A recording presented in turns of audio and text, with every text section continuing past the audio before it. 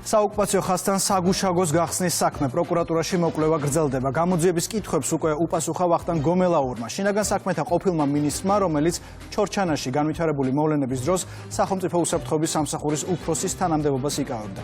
საქმე ეხება 2019 წელს გიორგი გახარიას გადაწყვეტილებას, რომლის მიხედვითაც საოკუპაციო ხაზთან საგუშაგო გაიხსნა. გომელაური ამბობს, რომ შინაგან საქმეთა მაშინდელმა მინისტრმა ქვეყანა სამხედრო ესკალაციის საფრთხის წინაშე დააყენა. სოფელ ჩორჩანაში საგუშაგოს გახსნის საკითხს პროკურატურის გარდა პარლამენტის საგამოძიებო კომისიაც სწავლობს. დაუკავშიროთ ხარ ეს არ შეიძლებოდა მისაკეთება.